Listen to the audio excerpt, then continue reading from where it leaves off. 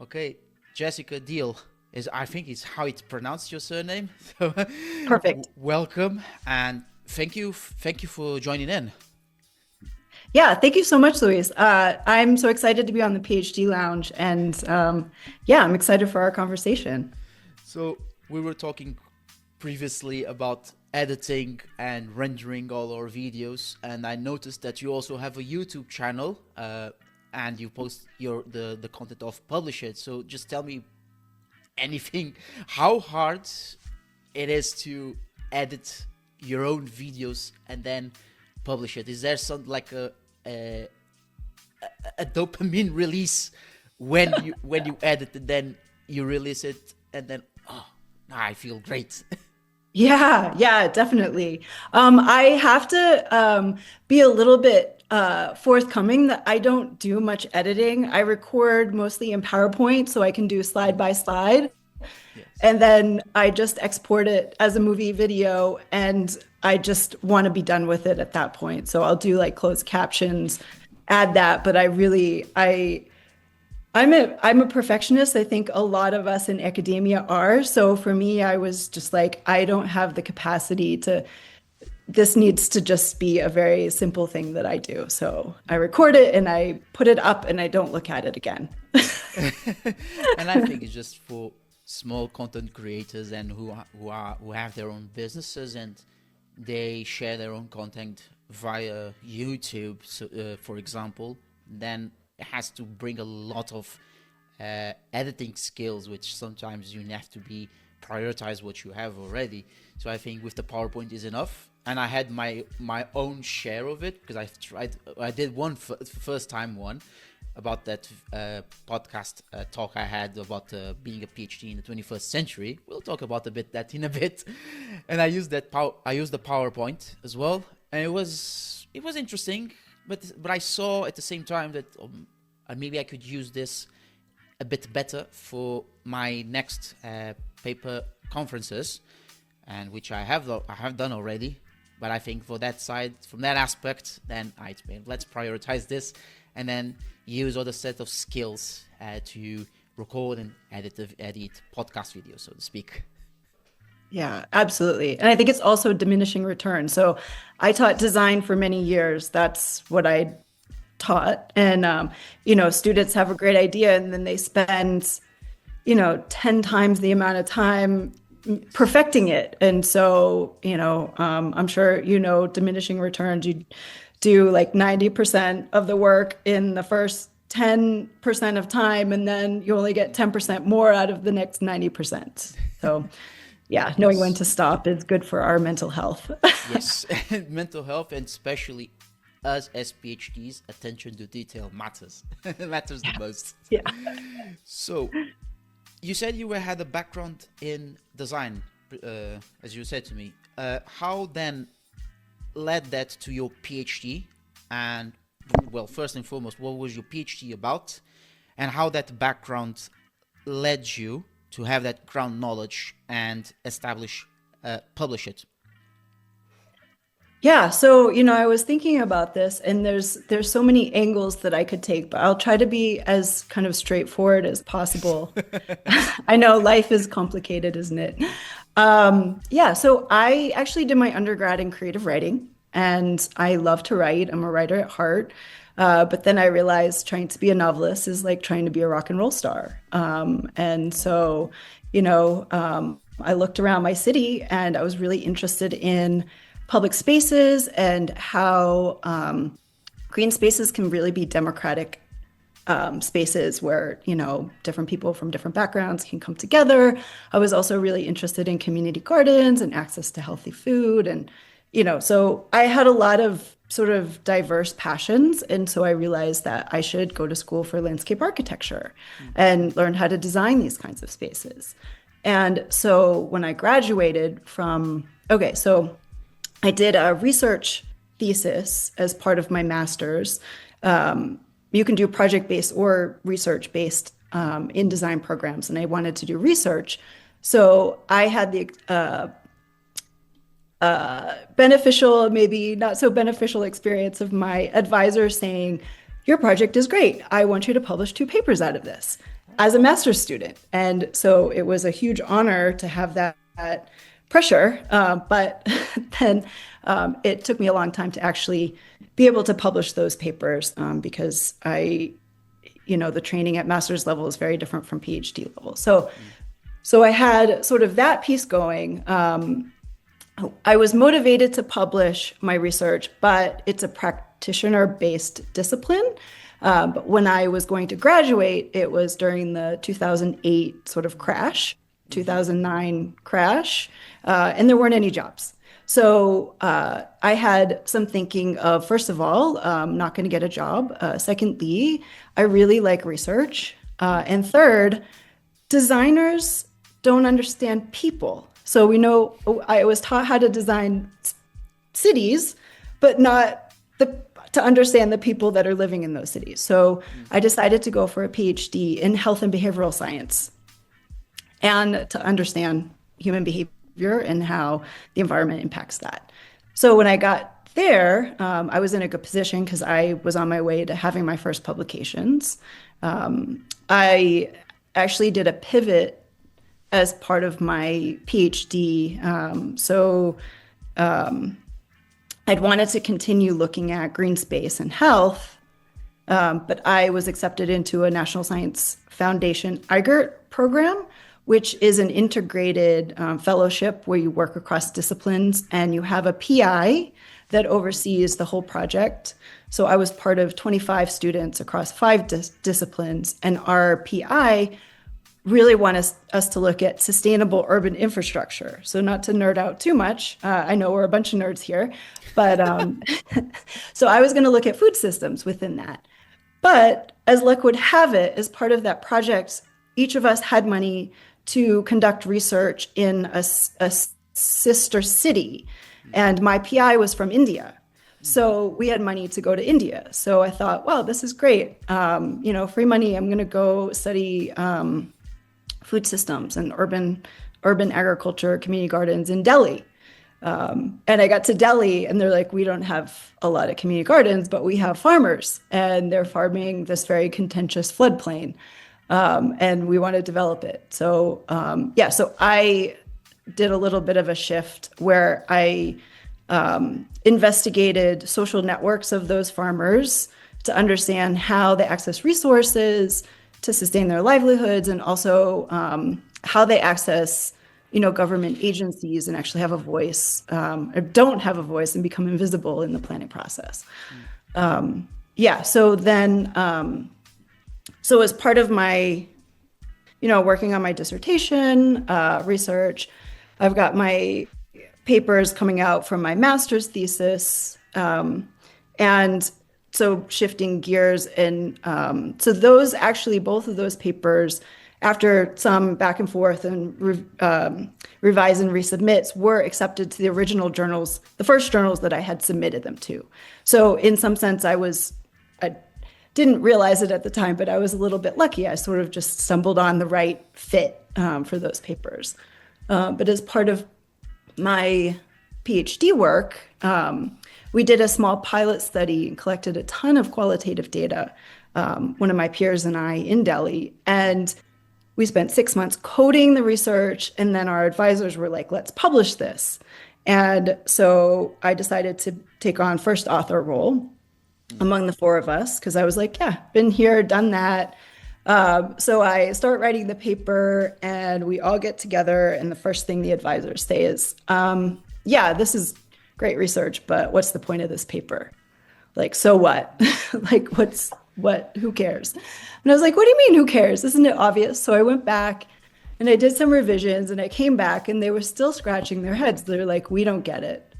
So it started to dawn on me that I didn't have a core, what I call now core argument. I mean, I don't call it, it's a core argument, but what I didn't understand at the time is I didn't have like a central thesis, like one big idea that was holding it together.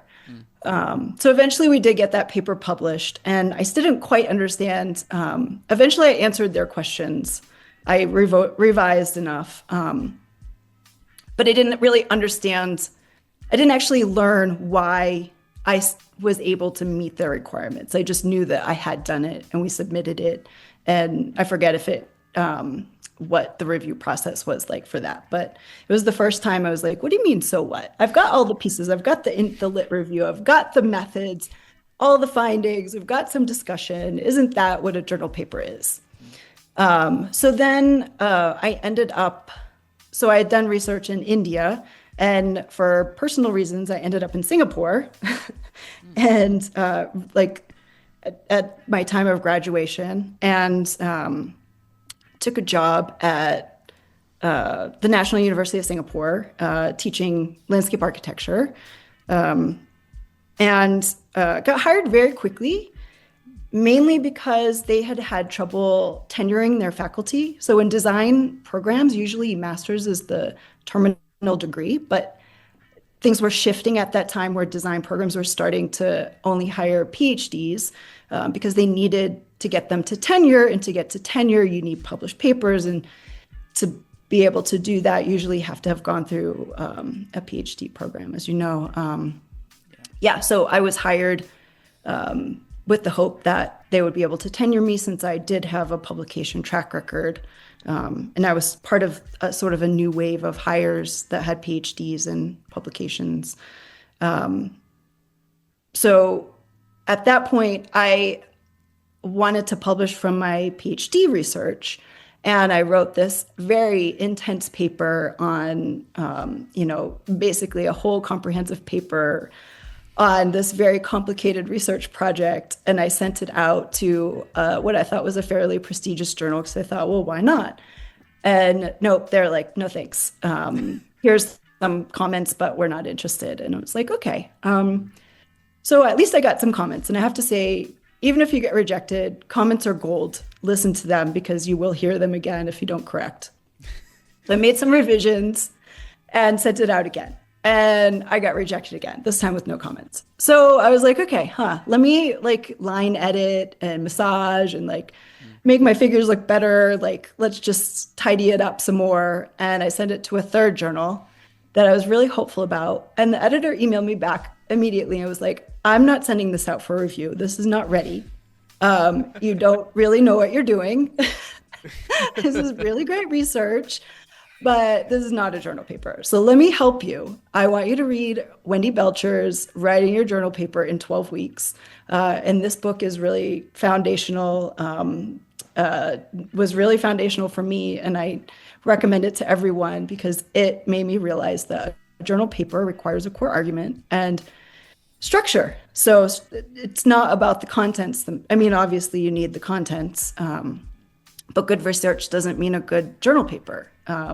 Good research is easily transferable to a dissertation or a thesis report, or, a report to donors or, funders. But a journal paper really requires this sort of like higher level of structure around it. You've got your big idea, the thing that you're contributing to the discourse, the scientific community, and then you organize your paper around that. And that means probably not publishing your entire research project in one paper, but really pulling out maybe some of the important ideas and making them their own papers. I don't know if I answered your question. I feel like this is a long... No, it was... You've basically told your whole journey of how you got yourself into the PhD, using your background in architecture and design to teach at Singapore, and then mixing both of your worlds to tailor all your research papers into in any academic journal with their own standards. And I personally, for me, I never published an academic article yet. But then this is something that for those who want to take that next step following their PhDs or even during their PhDs, then it's better to have some preparation of how you will encounter these not obstacles, these challenges, and rejection after rejection, improving and hearing from others who have been through that, as you are sharing it now. And I do wonder as well, how intensive is it just the rejections, or was it also anything, any other things that came up to you? As I was going through my own publishing journey or starting to Yes. think about, okay, yeah. Um, Let me think. I think, for me, having a writing background, and this is something that I'm very sort of cognitive of, that many of my peers and colleagues, mentors, mentees don't have the same passion for writing. Of course, scientific writing is very different from creative writing, but I recognize that every kind of writing has its own structure, like it's a way of how you package the information. And so when I was learning how to write scientific papers, I was always thinking, what is the package that I'm trying to put this information in? And I think one of the biggest disservices we do to our graduate students, having been on the other side and having had my own PhD and even master's students that I've actually had a number of master's students publish from their research.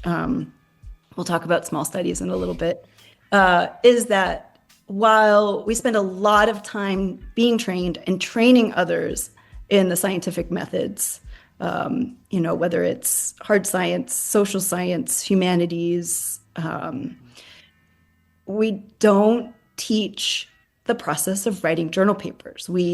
It's teaching by doing. So we look at other journal papers and like, okay, so here's the format: IMRAD, introduction, methods, results, discussion, maybe some conclusions. So maybe it's a little different in the humanities. So I'm not sure, Louis, if you would like where you fall on the social sciences, humanities. So I recognize there is a little difference, but there's the obvious structure, and that's easy to mimic. But the spirit and what makes a journal paper, which is that core argument, that thread, that structure, that sort of like, it's almost like meta structure, isn't taught, and it isn't always easy to see, even for those of us who are good pattern recognizers. So that's actually one of the motivations for me in developing Publish It, is that no one's ever really taught how to write a journal paper. And so then not only are we not taught how to do it, then we suddenly become mentors for graduate students who need to know how to write journal papers. And we ourselves don't necessarily. So I think, it perpetuates this sort of like mystique of, well, just write a paper. Like, you can do it. I did it. Because you can't really sit down and say, all right, here are the steps that you need to go through. Yes. And I think there is also that everyone has its own style of writing, and then the person develops it throughout the years into their research, and it's quite to say that everyone has its own method, and there is no definitive regulation or even methodology on how you would write your own research paper. I think for any academic journal, they have their own standards. It's kind of like to say you have to find out what are the thumbnails of their academic journals, and then you have to navigate through trial and error until it is accepted, so to speak. I don't know. As I said, I've written research papers and presented them at academic conferences, but I yet have to submit one of those papers, like as if it is a proposal, so to speak. Yeah, and I think you make a good point, but I also want to push back a little bit. Absolutely, different journals have different standards, and even within the same discipline, some journals are more theoretical, some are more database, some are less sort of like not robust isn't the right word, smaller, like shorter papers. But I will push back and say that it doesn't have to be trial and error. There are fundamental things that are the same from one paper to the next. And so it's sort of that, like, as I kind of called it, that meta structure. So you can learn that. And then you also already also have learned the scientific process. So you have your contents. So it's just that sort of like middle piece and how you fit the meta structure and the contents together that then vary by journal. And there is definitely, there's always, you never really finish finding your writing voice.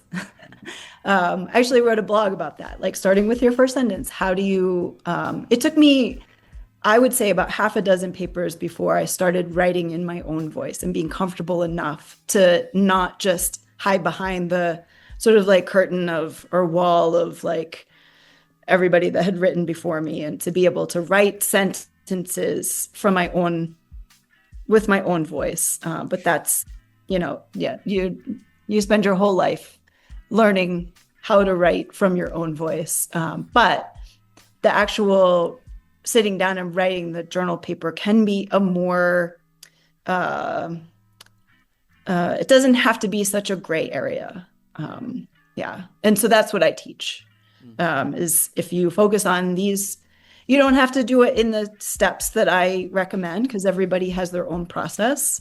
But if you, have these certain components and focus on these rather than just sitting down with a blank page, then you actually will be more, I hate to say efficient because that's such a like businessy term, but time is valuable. And also it can also be more effective because you're very clear from the beginning what your point of view is. Because I think a lot of us, early on when I would sit down to write a journal paper, I'd be like, okay, here's my findings and here's the methods I use to get those findings. And then I'm going to see what my point is after that. Like, what is going to emerge and my paper is going to happen. But that's really, it makes it a really long road to finishing your draft when you do it that way. Yes. And I think it's just practicing more practicing, the better the results will come. And as you said, it's a constant learning process. So you've already explained in between what publish it means, but could you explain what was the drive and the main goal, essentially, to say this is publish it? And who are your clients? Who are your clients? Sure. So I don't know how much I got to. At some point at NUS, I realized that I needed to apply for tenure, and I was there for 7 years before my tenure packet was like last day deadline due. Because I was there over COVID, so a lot of us got 1, 2, even 3-year extensions. So I had a really long tenure process. In Singapore, you said, yeah. Yeah, in Singapore. Yeah. So 7 years on tenure track. And so I had to decide, and a lot of life had changed for me, as it had for a lot of us, and, for personal and whatever reasons. And while I love teaching and I really love research, I did decide in the end not to go for tenure because I just felt like it was time for me to repatriate. I really wanted to go into private practice.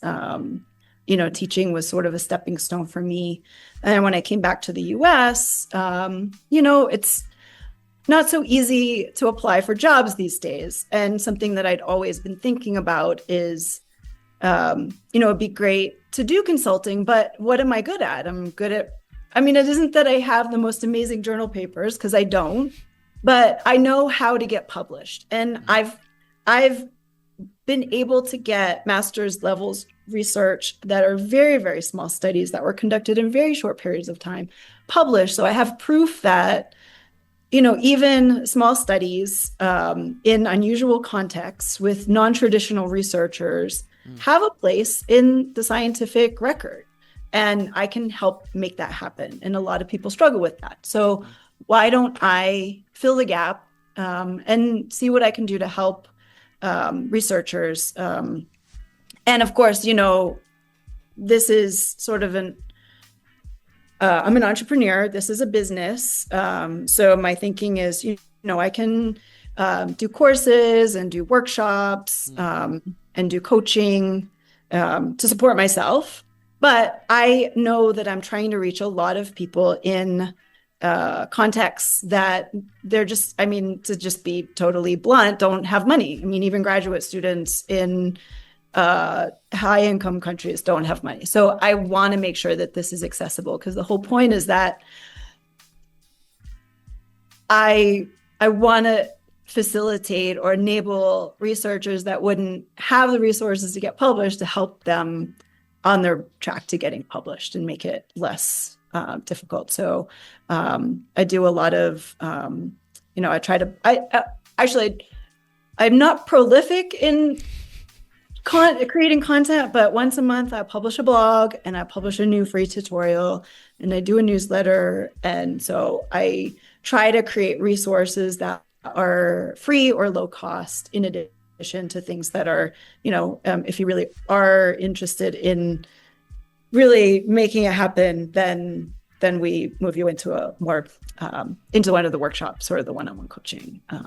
So my motivation is really twofold. Yeah, and I don't think, especially, I'm part of a women's entrepreneur group, and we don't talk about this enough as women, that when we're in business, it is a business, and there is a financial aspect to it. But at the same time, this is not a business I'm running to make money. I choose this line of work because I'm very passionate about it. And, it stems from all the way back to when I moved to Boston after, I don't know. Yeah. Did I say it was Boston? After my undergrad.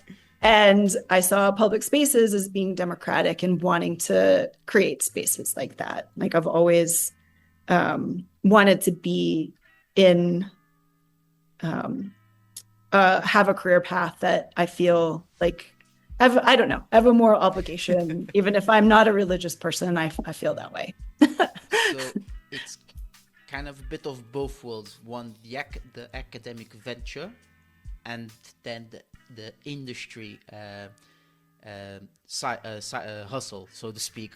Yeah, it is a hustle. Mixed. So it's quite it is interesting to mix both worlds, where nowadays there's this, I don't want to say biased views of, academia is worse than industry. Industry gets you more employability opportunities than academia. Academia has 2%. We get caught up in this mixture of feelings. Each individual on social media shouts out and says why you should be here, why you shouldn't go there, and why not mix both worlds as you're currently doing with your own business. It just gets the better the merrier, so to speak, and potentially your clients have some good thoughts and dropped good reviews upon it. Yeah, and it's interesting you say that, because I'm curious from your perspective.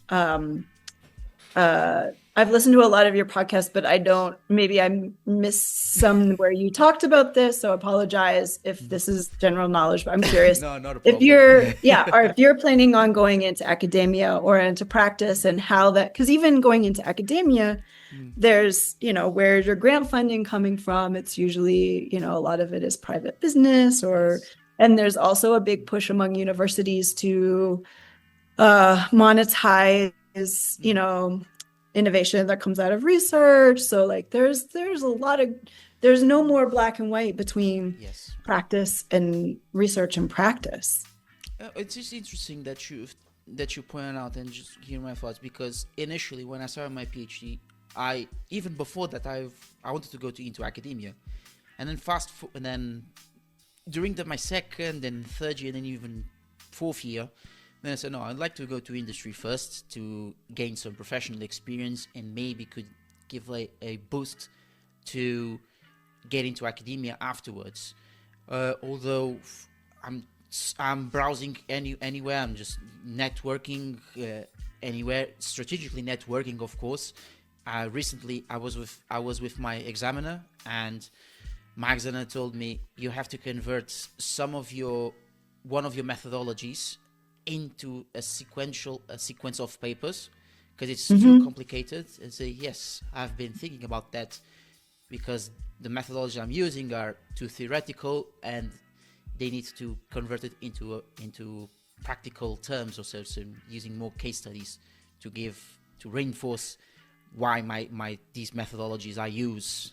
Well, it's called hybridity in third space because they're from post-colonialism, and I Mm-hmm. putting that into ancient world is a rather complicated process, but I digress in that part. And that was a good conversation for me to have a sense of bit of a different thought about how can I approach um, postdoc, so to speak, and trying to get into. Maybe I never applied for funding. Throughout my whole degree, I've been self-funding myself. I do have a part-time job.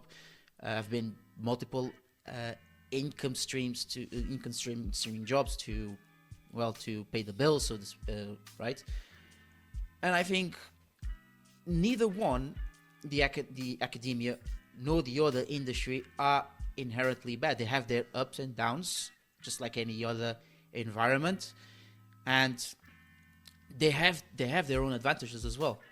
So I understand that here in the UK, academia is like what, 2% or so, 2 or 3% of accepting rate, and industry have more higher probabilities. But we can't say that out in without knowing the facts or the statistics, because the difficulties come from both sides. Mm-hmm. Absolutely. Yeah. And so I would say, start writing papers now. Yes, that's what I'm planning to do, and as well, writing the papers. I'm current after submitting the corrections of my PhD. I have an article which I have already written, half of it from my paper, but must be polished, and so Mm-hmm. it's halfway done. The other halfway must be done. So Yeah. yeah, Yeah. And I think it's interesting you said when you're talking about your sort of your methodology is very theoretically complex. And so you yes, kind of have to disentangle and maybe write a few you probably get a few journal papers out of it. And I think it's a really smart approach. I see all too often, it's not maybe 1 out of 5 papers that I review, I feel like the authors are trying to put an entire research project into one paper, and there's too much happening. So they have a new instrument, but then they also collected data in a new context. And so those two pieces alone could be standalone papers because they can't. When you're trying to put too much in, there's no way to prioritize one idea over the other. They're both important. sure, And so I think that's a good litmus test of like how to kind of divide into different papers. If you have 2 competing or 3 competing ideas, those are 2 or 3 papers. The risk is, and I wrote a blog about this, salami publishing, where you slice and dice. You want as many papers as possible because you only had this one funding, or like, you're just working on your dissertation and you'd love to have 5 published papers, and you slice and dice so thin that none of them are really robust enough to stand alone. But I do think that it's really important for each journal paper should just have one idea, sure, and it makes it stronger and more clear, and in fact is a better contribution to the research. And so if you have several aspects that can be published, you're going to appeal to different, different researchers are going to lean towards one versus another paper. So you'll actually be speaking to different audiences, which is great because your research has more reach. sure. And when we're so specialized, we don't have a lot of reach anyway. So the more reach we can get is great. So it's a sort of strategic nuances around what we have, and that what you consider small research and framing it at the same time? No, not necessarily. So small research I would kind of define as like a pilot study or a proof of concept, or like where you have a really small N. So I did a study once where I had an N of 15. So it was a small, even though I was using a framework and an instrument that I had already published in several papers, that small N I really had to defend. Yeah. So no, you can have a very large project and still kind of slice it into Yeah. small. Yeah. Okay. So, and since we're speaking small, and we can, why, what prevents scholars then for publishing it small research then?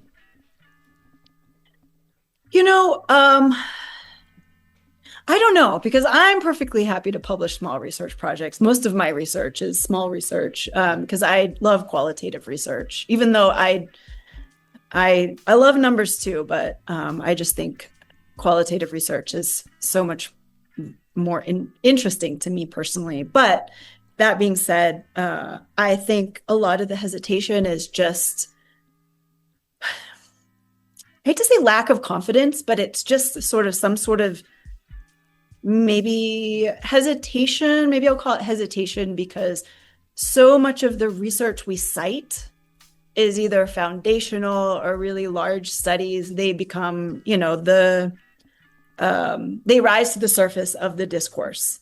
But it's the small studies that then get built upon, that make space and give confidence to grant funders to actually fund those big projects.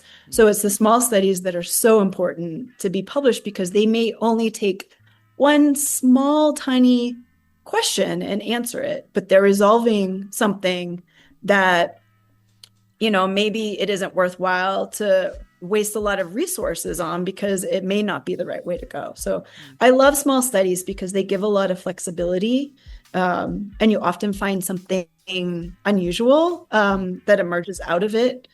I had a couple of things to say about small studies.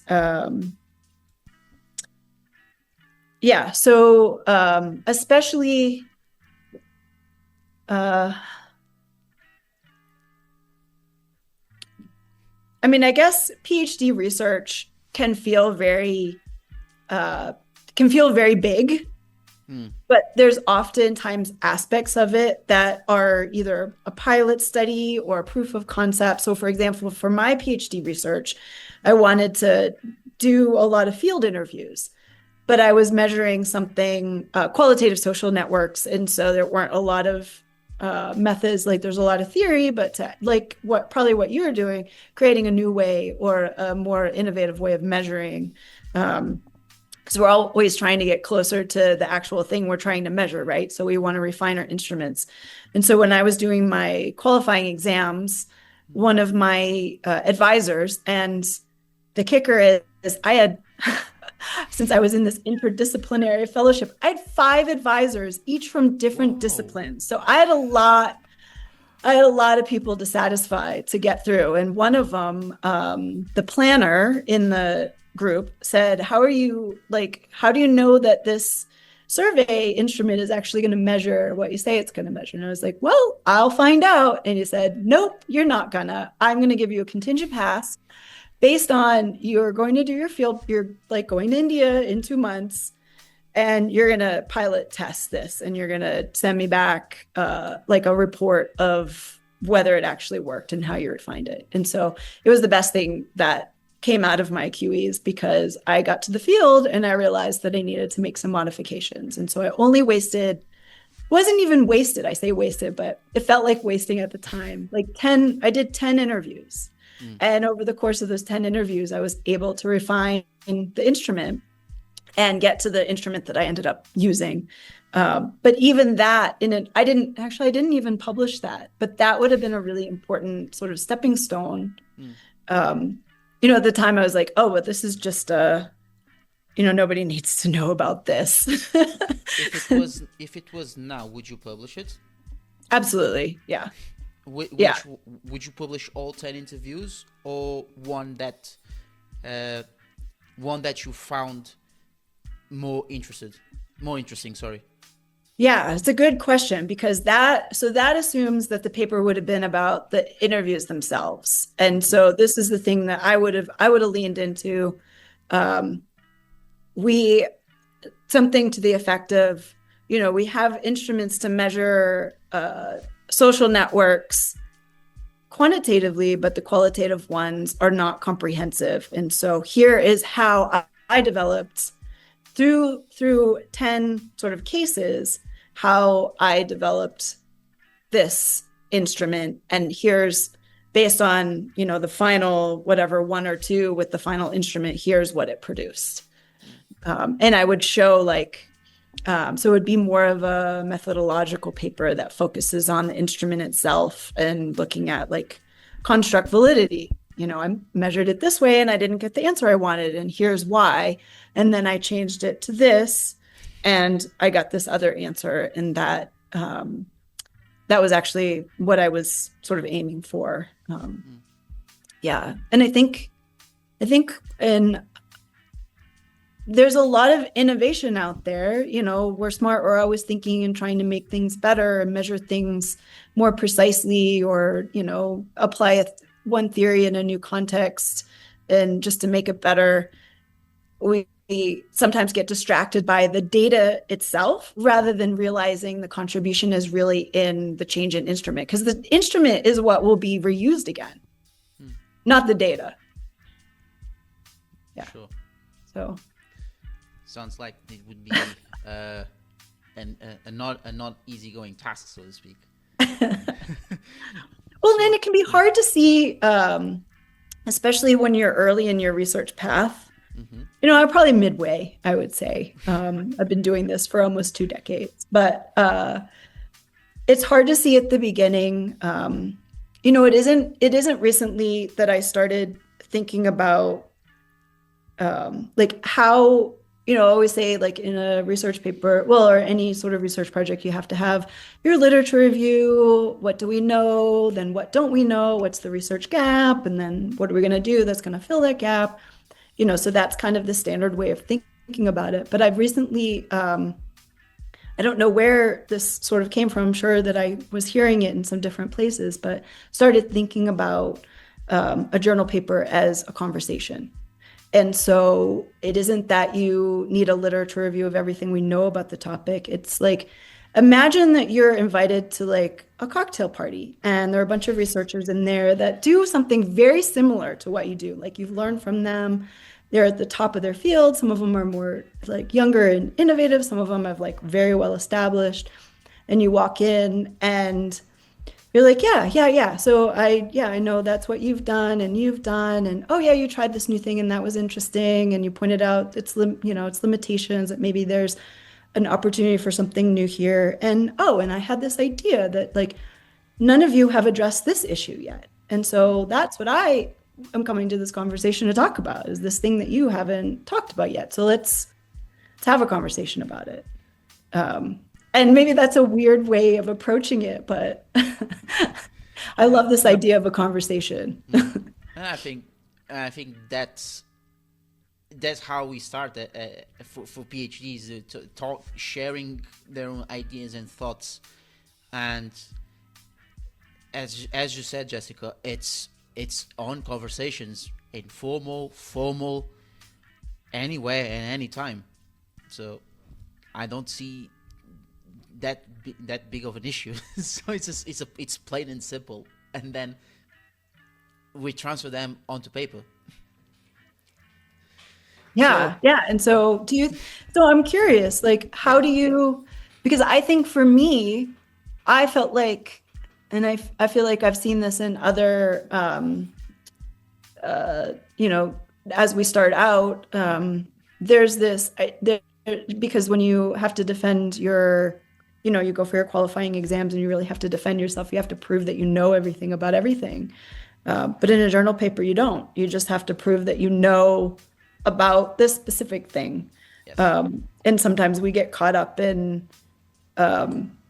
making the conversation more than it needs to be, rather than focusing on, there could be a whole room full of people in your research space, but you just want to sit at the table of the people that are doing exactly what you're doing. Yes.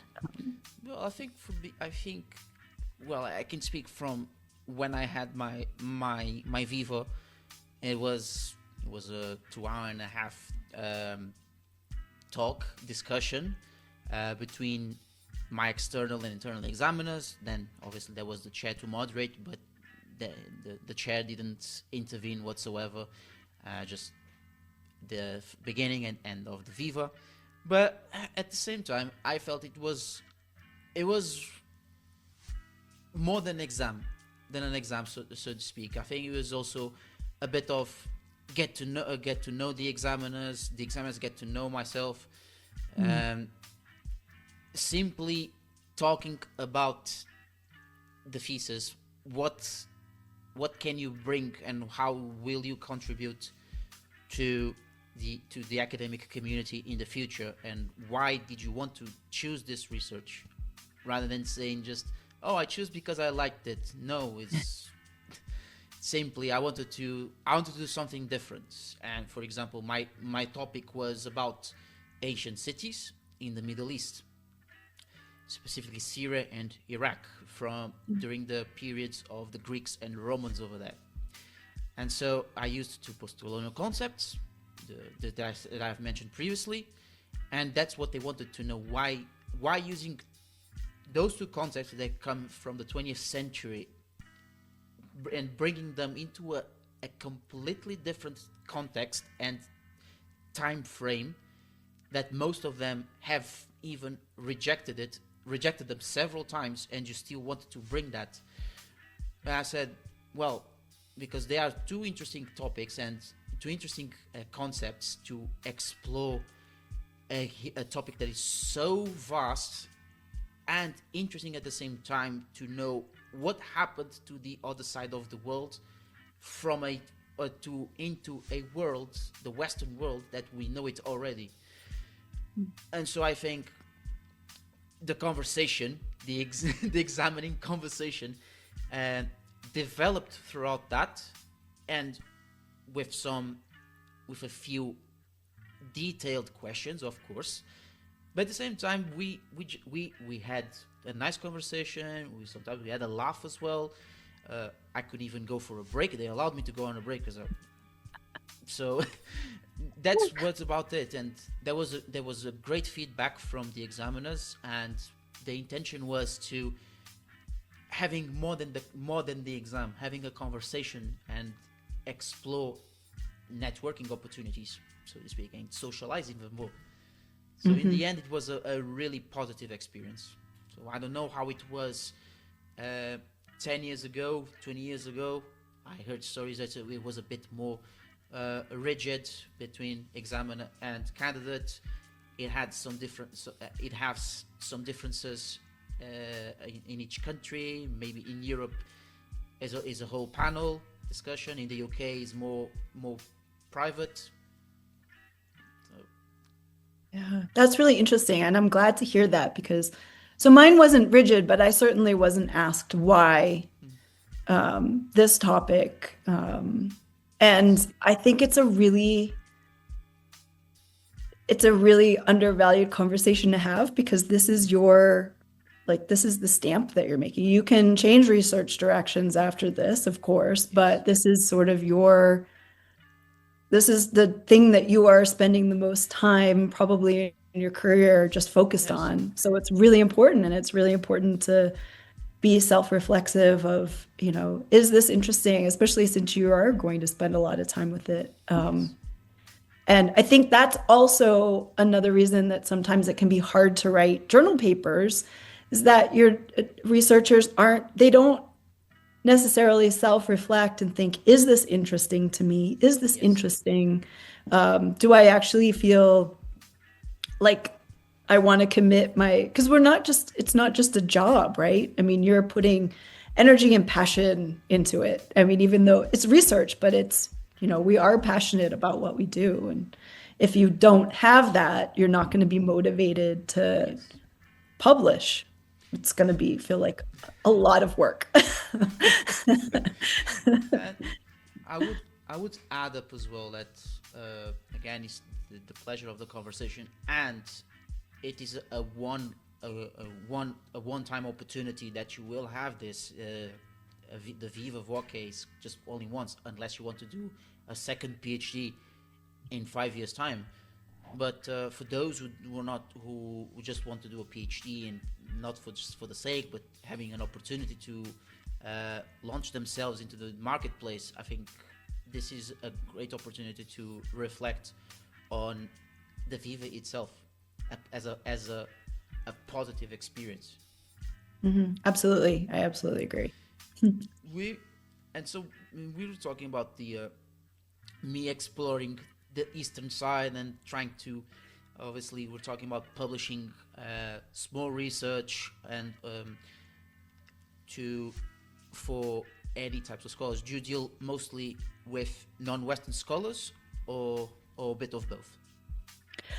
Mainly, I would say non-Western because I was in Asia for 12 years total. So almost all of my colleagues and students and mentors were Asian and Yes. English, non-native English speakers, although Singapore English is the first language, but I Yes. worked with a lot of overseas faculty that came from overseas, other Asian countries, and students mainly from overseas as well.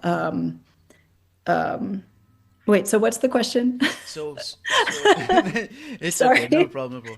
So how how non-Western scholars uh, really release their own work? How what is their struggle? I do, and I can grasp the example that I was hearing watching some videos on your channel this morning, and to just to give context, that the Chinese scholars translated their own papers into English, and and we know here that the English academic standards is 3 lines, 3 to 4 lines maximum, and you gave you said that they translated their own Chinese text into English, where the sentence would be even broader, more than 3 lines. Yeah, so that's based on a published paper on specifically on the challenges that Chinese scholars have in translating to English language journals. Um, and I would say, haven't, so the majority of the papers that I review are typically from non-native English speakers, which I think is interesting, is probably because I do a lot of interdisciplinary work and I was based in Asia. But I also get even, European research out of Europe, because of course Europe is very multilingual. Yes. And, English syntax there's a lot of variation. And even as a native speaker, I still struggle with, sometimes I have very awkward syntax and I have to revise and revise. And this is me, coming from having a degree in writing, English writing. So it's very easy to see when I get a peer-reviewed paper, I know immediately, the double-blind papers, even the double-blind papers, if it's a native English speaker or non-native. And a couple of things. Actually, I have a couple of thoughts on this. Let me try and organize. So I talk a little bit about bias in publishing. I have two blog posts that I put out last month on bias in publishing and then what we can kind of do about it. And one of the things that I want to kind of surface from that is non-native English speakers have an extra hurdle to overcome, not just in writing in English and dealing with the grammar, but with reviewers themselves, because, as reviewers, we try very hard to be unbiased, but we're human.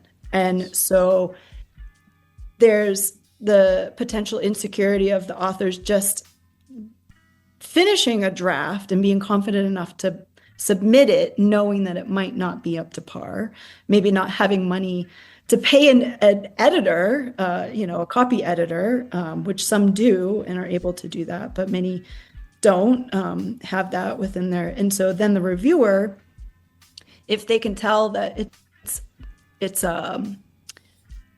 pretty easy, generally pretty. I mean, there are some terrible English. Sorry, I shouldn't say that. It's English can be difficult. The syntax can be difficult, and anyway. So as a reviewer, there could be a bias if the language is particularly difficult to read through, which I have had many cases where that is the case. It can be hard to see the actual research underneath the surface of the language. So I have trained myself to look at those two pieces separately, to give commentary on the language and the clarity separate from, is this research robust? Like, is the design, is this worthy of publication? And not every reviewer can see below the surface of that language. Sort of like there can be the assumption that the research isn't good because the way that it's described it's poorly described. So that's a huge barrier for non-native English speakers to sort of overcome. So it kind of reinforces the fear of publishing in a language that you're not super comfortable with, even if you're an amazing researcher. And there are so many really, really excellent researchers that should be,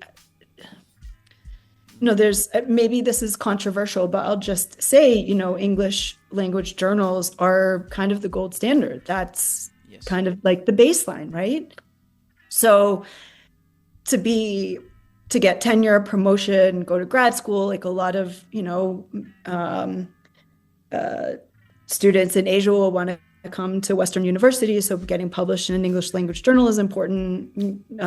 Graduates want to come and work at universities or, anyway, it can be really sort of important to publish in an English language journal. So that becomes really challenging. The other piece about, so then you have the other side of it. And I reviewed a paper just on Friday. It was single blind. So I was a blind reviewer, but I had the list of authors, which I'm never super comfortable with that because it, again, introduces another level of bias, but it also, there's argument for transparency as well.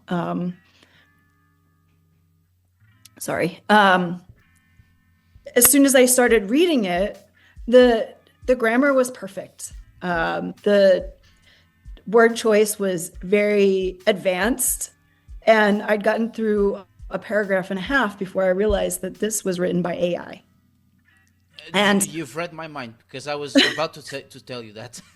Yeah, and so it's the first time that I've seen papers that have been edited by AI. Like I've read a paper said, you need to improve the English language syntax, and then gotten the revised version, and it's basically the same paper, but it reads much better because it was put through an AI. But this is the first time I was reading this, and so I really, first of all, it was so dense and unnecessary. The language is so unnecessarily complex. There's also a thinking that, like, if it's a scientific paper, it has to be really dense and use these big words and very complicated, like, sentence structure, which is not true, because we are in a world where we are publishing for a broad, intelligent audience. And if you can use a simple word, you should. If you can make one sentence two, then make it two. It's just our cognitive load. Nobody reads journal papers anymore. We skim. So this more simple we can get our ideas across, the better. And you're going to get cited. If it can be understood, you will get cited. If it can't, then nobody's even going to bother. Sure. So I really struggled. I gave them the benefit of the doubt, but I looked at the journal's requirements, because more journals are adopting AI policies. And basically it said, you're allowed to use AI, but depending on what level of integration, AI becomes a co-author or an acknowledgement. And in this case, I felt like it should have been a co-author, but it wasn't even in the acknowledgements. So I had some real sort of like ethical hesitations. So in any case, it's not my place as a reviewer to decide the fate of the authors. That's the editor's job. But I did voice my concerns both to the authors, but then privately to the editor. They need to be very clear what their policy is. So there's like this double-edged sword, right? Do you submit based on the extent of your capabilities in translation, or do you use AI? Which, I mean, I fully say I use Claude AI almost every day. Claude is my my office assistant. So I am definitely the boss. But I think that there's a trend more towards letting AI be the boss and becoming the assistant, and that's the risk. And I do think that it is also a bit controversy, to say this, so to speak.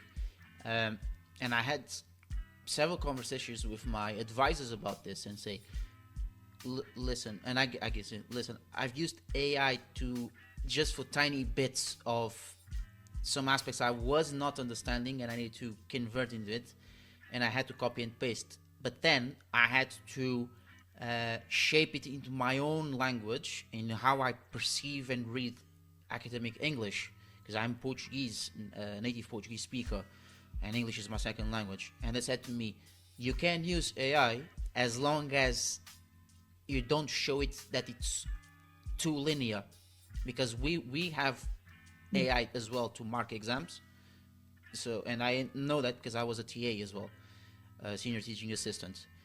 And there is no wrong in using AI, but I think at the same time you must have the critical thinking and common sense to know that you use AI, you'll be dependent on AI, you'll become penalized.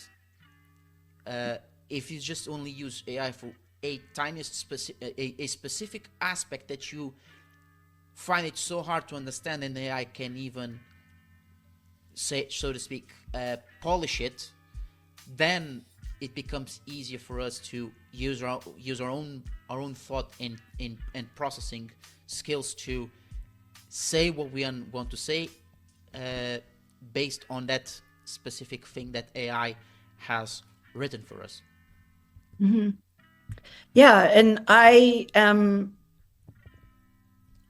I hope that we are able to start developing even more clear policies. I left academia, literally, they were just starting to offer workshops for faculty on integrating and recognizing AI in the classroom. So I left before I could. I didn't get to attend any of those workshops, but I've certainly immersed myself in it to understand it better.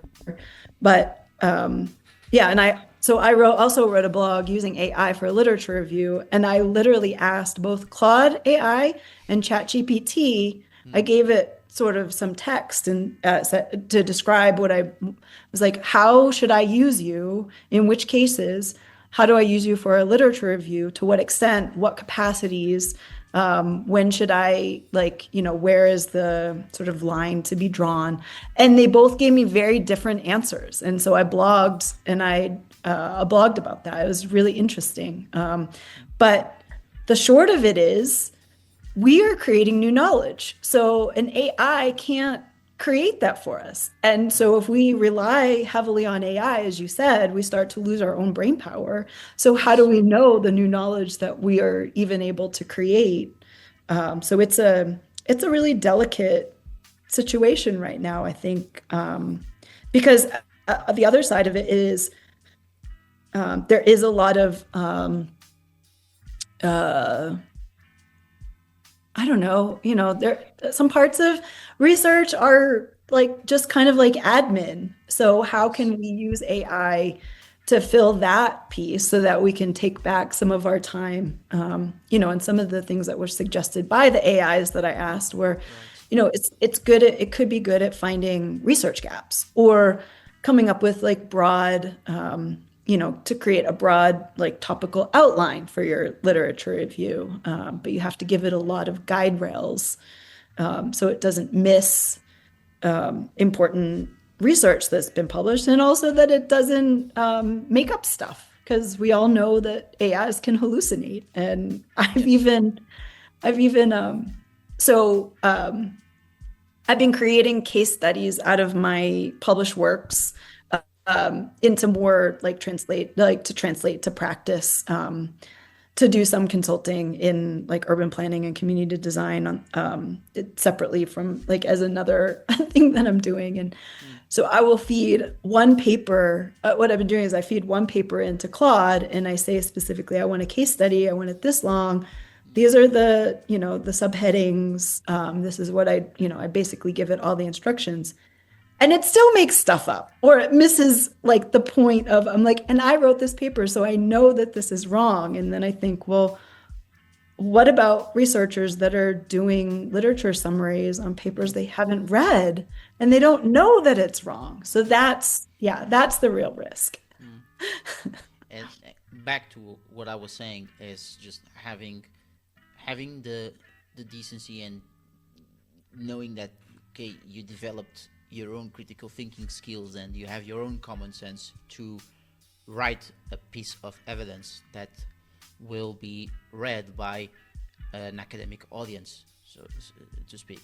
And you were talking about biases, and because of those biases, non-Western scholars tend to pay more because of that, to get published.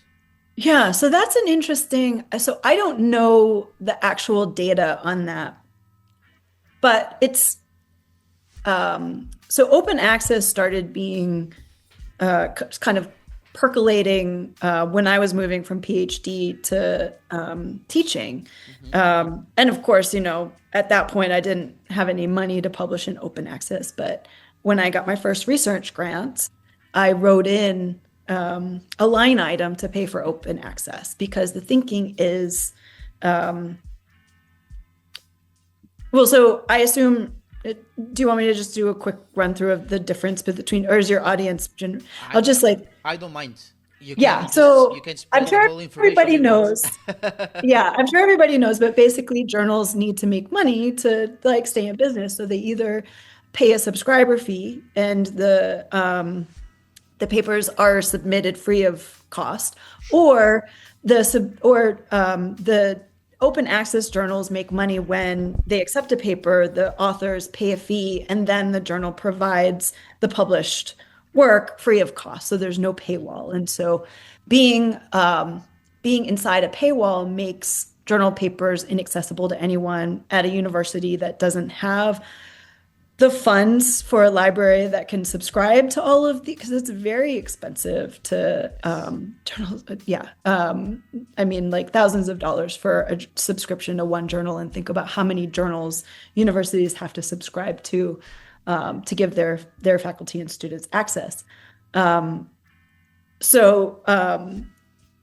it's free to submit. So if you don't have the money to submit to open access, you want to submit to a subscription journal. So if you have limited funds, you're more likely to do that. The other side of it is, if you do have the funds, you're potentially more interested in publishing in open access, because first of all, nobody has to pay to read your paper. So that means more reach. And with more reach becomes potentially more citations, right? So there's this weird bias that can happen because of one side or the other. So you have more underfunded publishing in subscription only, but then their research isn't accessible to their peers. And in fact, I have journal papers that I can't access because they're behind a paywall, and I no longer work for a university. So luckily I downloaded them when I could.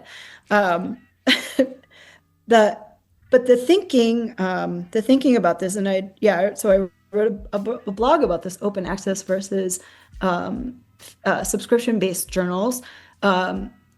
Again, the thinking is you'll get more citations if you publish in open access, but actually the data isn't there because in this world of skimming, most people don't read journal papers anyway. And so I want to make an important point here that your abstract is probably the most important two or three, or maybe one, two or three paragraphs that you will write in your entire journal paper, because most people will only read your abstract and they will cite you because of your abstract. So it's important for it to be clear, transparent, have all your findings, your argument, everything it does a lot of heavy lifting. And I will admit that even when I can download papers, I've been in a time crunch to, I have a revise and resubmit, and I need to add more papers. I just need like one paper that has evidence of this one thing, and this one just needs to support my theoretical framework. So I'm just looking for the topic. I'll do a quick search, find a well-cited paper, skim the abstract, and then I'll cite that whole paper. And that's not uncommon. And I don't feel conflicted in doing that. If the abstract is well written, it represents the paper. And it doesn't matter if you're behind a paywall or not. You will get cited. Yeah. I think having a great abstract is definitely what it counts. And for your clients, what is how can I put this? What is the academic journal platforms you recommend to your clients who want to publish their first article? First article. Of say 1 or 2 articles, just whatever, or their own research paper. Yeah, that's a good question. So in my case, I really wanted to publish in a disciplinary, like a strict disciplinary journal. So when I was going to submit my paper from landscape architecture, I wanted to publish there's really only 2 peer review landscape. I mean, at the time, maybe there are more now. There's so many journals coming online now. There were only 2 to choose from. So that was where I published. So it may make sense to, I would say just off the cuff, publish in the place that's going to establish your expertise, which would be a disciplinary journal. That being said, it can be difficult because there's a lot of research and they're generally pretty broad. So there's there are 2 approaches. I think I might have a video on selecting a journal paper. If not, it's coming up soon, or selecting a journal. There's a method where you sort of there's kind of so not just sort of looking beyond impact factor, not just targeting tier 1 journals, because they can be really difficult to get into, which isn't to say you shouldn't shoot for that if it makes sense, but there are a lot of journals out there. So part of it is where you are in your career path, because if you want a broader audience, you may be targeting something that's interdisciplinary. If you want to translate, like for me, translating design to practice, so looking more at like policy or practice, more practice oriented. So, there's different themes of journals, also regional journals versus international journals. But there are, what I would recommend that's probably easier, if we're talking about AI, the major journal publishers have abstract, like journal pickers based on your abstract. So you can literally put your abstract in and it will tell you what will be the best fit. And it doesn't mean that you pick the first journal, and each Elsevier and like MDPI, like all of the major publishers, like 5, 6, 7 of them have this kind of thing. You can go through and see what they recommend. And then, especially if you're early in your career path and you have a mentor, ask your mentor, select the ones, these are the 5 or 6 that's recommended. This is sort of like what they publish and their impact factor. How would I, ask, how would you prioritize? And I think that then helps to narrow it down, in addition to looking at your own citations, because that's also a really good indication of where your research fits. who is publishing the papers that you're citing the most. Because generally speaking, if you submitted paper to a journal, you want to have at least cited one or two of their papers, because if you haven't, that probably means they're not publishing your topic. And I think it's all about the strategy. It's all about the strategy. And I think that is something that from this conversation I will absorb and take a shot for me. Take a shot and then just trying to see around the academic platforms where I could publish my first scientific article, so to speak, of all the research papers I've presented at. I think that's great. Yeah. But moving to that question of this whole world that is so full of academic biases, lots of subscription paywalls for non-Western scholars, maybe even Western scholars, to get noticed by their own peers. In summary, for you, what does it mean to be a PhD candidate, and then I add also a post PhD individual in this century? That's tough to answer. Maybe let's have a conversation. What do you think? And then maybe I can sort of like put my thoughts together. Well, I think it's just for being a PhD in this century, you have to be a jack of all trades. That's how I would sum up. I'm doing this podcast since 2021, when I started my PhD back in July of that year, and I'm officially finishing in 2 weeks, or even less than 2 weeks, so to speak. Yay! And thank you.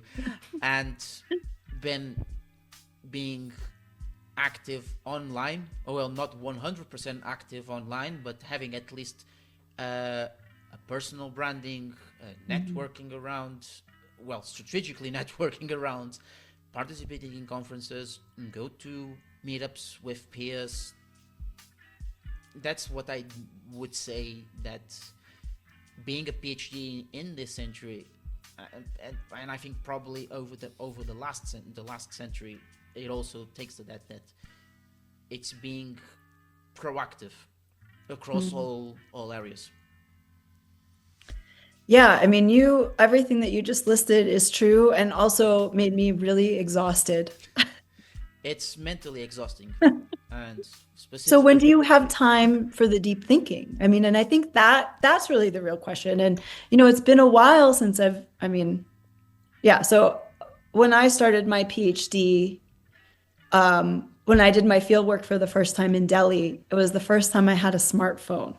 So maybe that ages me a little bit. It was the first time that I actually had a map in my hand and I could follow my tuk-tuk driver. What was, if I may ask? So that was in 2011, 2012. I was still in high school, so never thought about going to university. But go on. No, and I think the world is it's exhausting. Like, there's so many places that you have to be, and you have to network, and social media makes it even more challenging. So even for myself, like, you got to be on LinkedIn. You got to be on Instagram. You got to be on, do a blog, do a YouTube video, do a podcast, be translating your research. But you can't be translating and putting stuff out there if you're not actually doing the work itself. And so really being protective of that deep work space, I think, is really important. And to keep in mind that, I remember one of my mentors told me many, many years ago, before I even went for a PhD, actually, it might have even been in undergrad.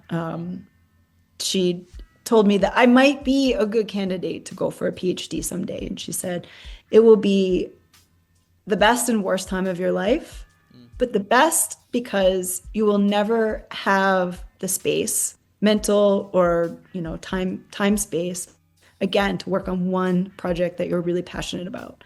And in this day and age where we have to be so networked, because getting a job is even more difficult. You have to know someone. You can't just submit a resume somewhere and then be picked, because there's, you're competing with, it's crazy. It's hard to wrap our minds around it. Yeah. I think that I I feel the heaviness of sort of your batch coming up now, in this space where you have to, you have to do everything and know everything, but you also, you have to be really protective of that brain space, because your brain is everything, right? I remind myself, I'm like, I spent so much money on this brain. I think it's just a lot. It's too much, and it's paying loads of tuition fees, and we covered in debt.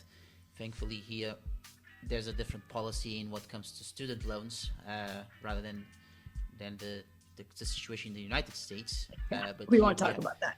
let's not talk about that. In the UK, it's rather different. Thank God. But as you said, I think it's being proactive and having a strong network with someone who really wants to invest on you. If you do the it's saying, I'll invest in you, but you have to give me something back. Yeah. Yeah. So Because PhD, and I think about that with my own students, and how much time and effort, even outside, I mean, so much time being an academic bleeds outside of office hours. There's this sense that, like, academics live this very sort of bucolic, like, whatever life, but it's not like that. And I think about my own students, and the ones that I did put the most investment in motivating were the ones that I knew would be able to, I hate to say produce, because that's not, I don't mean it to be transactional, but the ones that I had the most potential to, publish a paper or go to a conference, and that would be for their CV, but, also it's for mine as well, because if I have a successful student, it reflects well on me. One thing that I'm thinking more about lately that I want to develop more is the idea of how we're motivated, in terms of whether, being process or task oriented. And, I think about it in terms of writer's block, because there's a lot of procrastination around writing journal papers. But, as a behavioral scientist, I see that in all aspects of life. I've studied a lot of behavioral models, and I came across one that looks at motivation in terms of internal and external factors.